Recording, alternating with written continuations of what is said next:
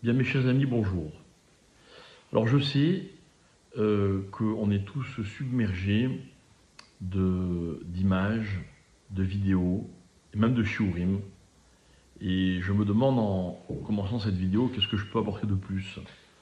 Est-ce qu'on est dans un moment où il faut parler absolument? Je me dis que quelque part, rester silencieux, c'est peut-être pire que tout.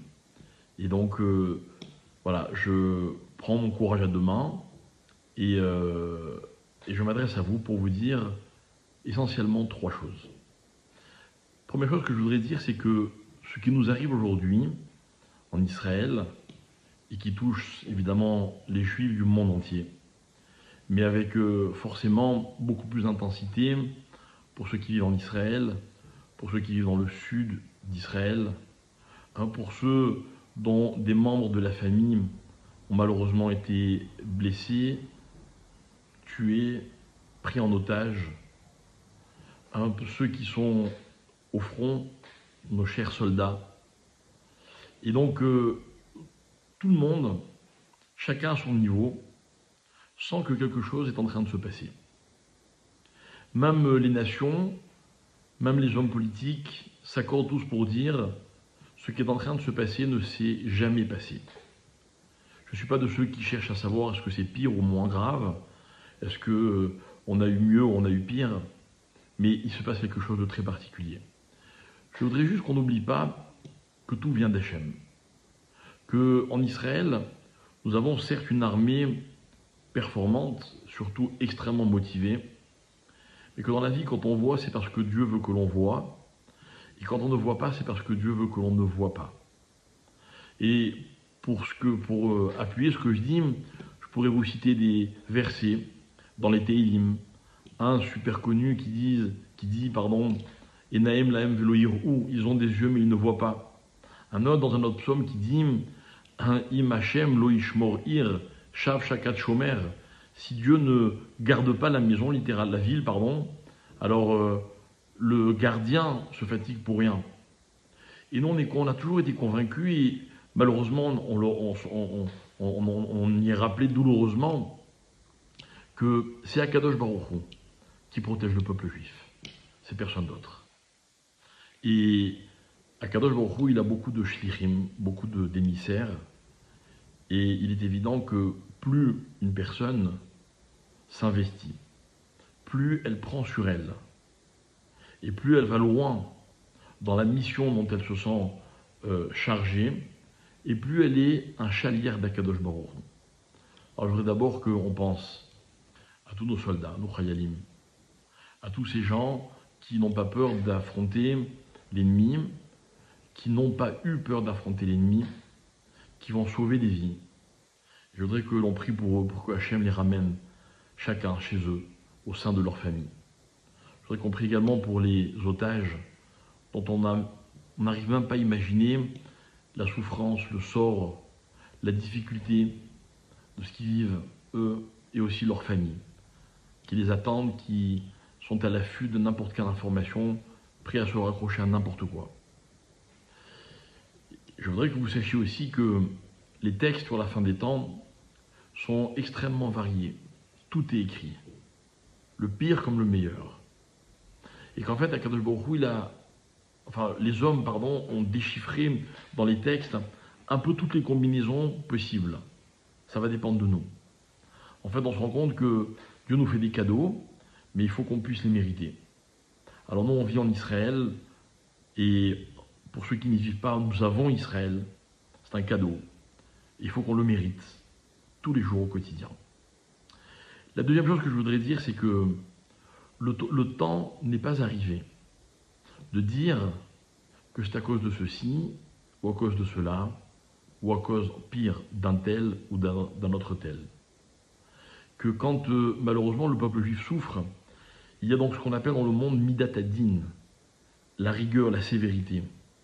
La sévérité, explique nos Haramim, notamment le Rav Dessler, il dit qu'en fait, c'est comme une autorisation qu'a le mal de se mettre en marche et de frapper, le Satan.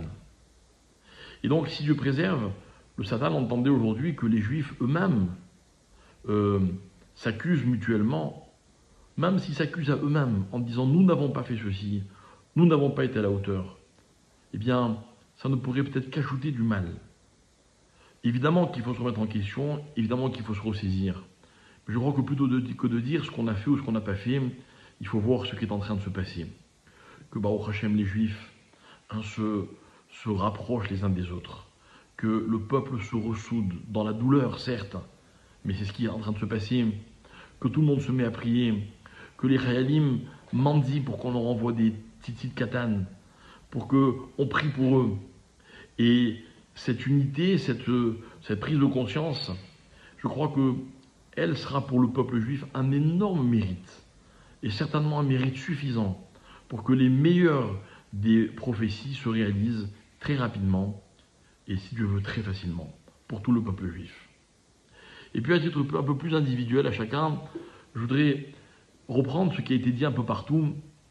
Beaucoup de gens nous disent, et même des rabbinim, attention, ne regardez pas les images, ne soyez pas accrochés à l'actualité. C'est vrai, mais est-ce que c'est possible?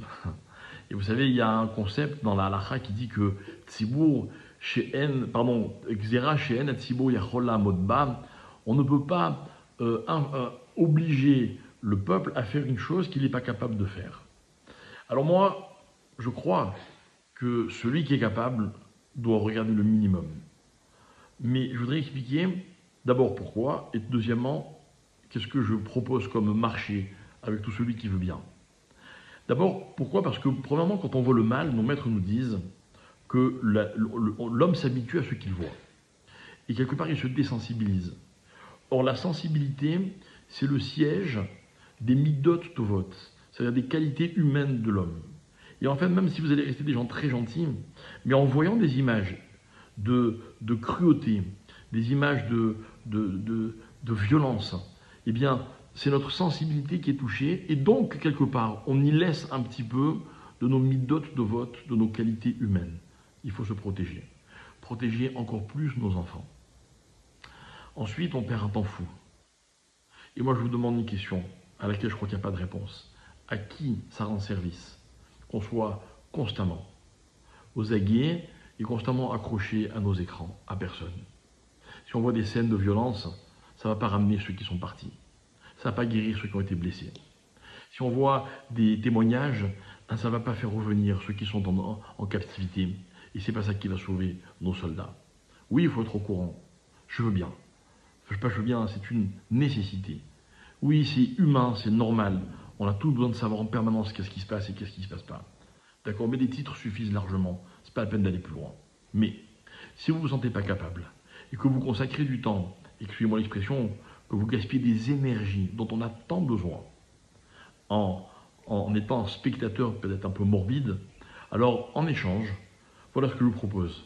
Le temps que vous passez devant votre écran, passez-le aussi à faire quelque chose de constructif. Vous avez regardé votre écran pendant 5 minutes, des vidéos, aussi horribles soient-elles, eh bien prenez ces 5 minutes et faites des télim, faites une mitzvah, appelez quelqu'un pour vous réconforter, allez aider ceux qui en ont besoin. Vous allez passer à la fin de la journée, je ne sais pas, je ne veux même pas dire de durée, mais vous allez passer un certain temps, il n'y a pas de problème. Mais que ces énergies ne soient pas dilapidées, gaspillées pour rien. On a besoin de nos énergies. Et nos énergies, mes chers amis, c'est les mitzvot, c'est l'entraide. Alors, ceux qui n'arrivent pas à s'empêcher, d'accord, mais à condition qu'ils récupèrent ces énergies dans la même durée, et avec la même intensité, pour faire du bien autour d'eux, pour prier. Priez, mes chers amis. Il adore nos prières. Il attend qu'on lui demande, on lui redemande, on lui redemande de ramener les otages, de guérir les malades, de guérir les blessés, de protéger nos soldats et surtout d'éradiquer nos ennemis. Nous, on ne veut rien de mal à personne. On veut juste que nos ennemis ne soient plus nos ennemis. Ou bien qu'ils n'existent plus, ou bien qu'ils comprennent que nous sommes le peuple élu, que nous sommes sur notre terre d'Israël et que Bezrat Hashem, un jour tout le monde le saura et tout le monde le reconnaîtra, que ça se passe le plus vite et le plus facilement. Je vous souhaite beaucoup de courage et je vous dis à très bientôt.